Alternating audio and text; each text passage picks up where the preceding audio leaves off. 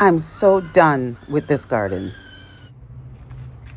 So this is my little boxwood hedge in my front garden. Now, when I started these boxwoods about 3 years ago, they were tiny. I'll see if I can find a picture to insert to show you what they started out as. So this is what they looked like in the earlier days. Just some starts that I had got from Home Depot, and they were coming along very well. Getting all the pine needles and the pine cones out of there. Just a little bit of cleanup and getting some of the old leaves from under my boxwood hedge here so it can breathe.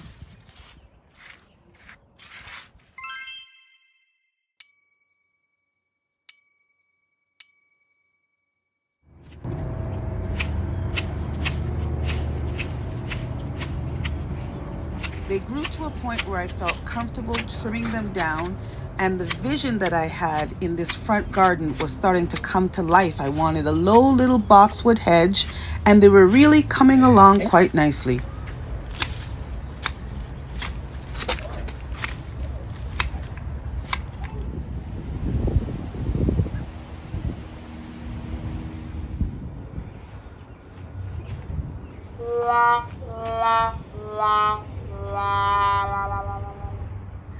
So this is my prime boxwood hedge,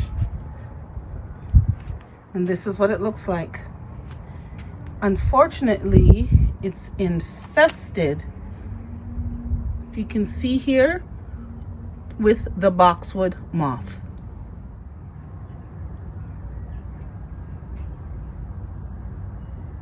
Now, I considered trying to treat these boxwoods, but I think I just waited far too long because, like I said, I noticed this starting last year, and I would just hose them off thinking it was just a temporary thing. But truly, I think this is too far gone. I have a couple in the back that I'm going to try to save, but these, I think, have to just come out.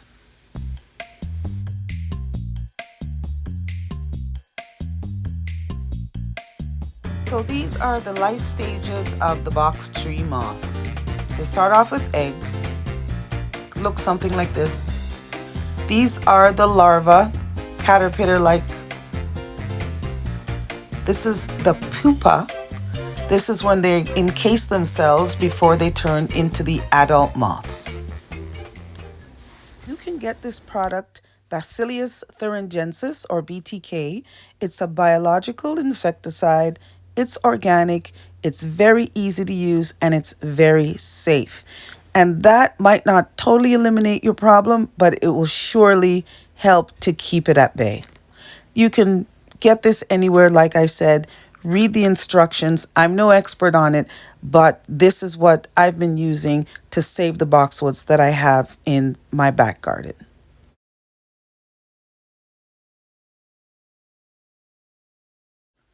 So I started from scratch, guys. I just wiped the slate clean and started with new plants. I removed everything, all the infested bushes. Now, I did leave 2 hydrangea bushes that I had in the garden to begin with, but they were struggling. And I got some new hydrangeas. These, I believe, are little lime hydrangeas.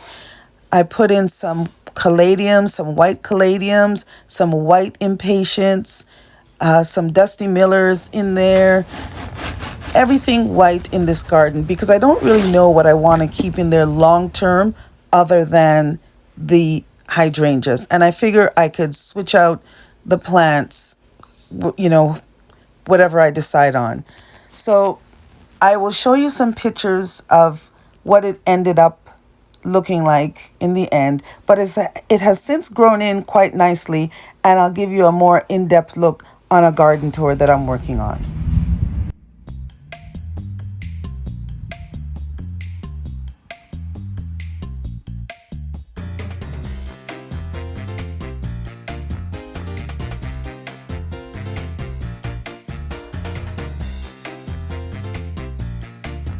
Thanks for watching, guys, and I'll see you next time. Bye-bye.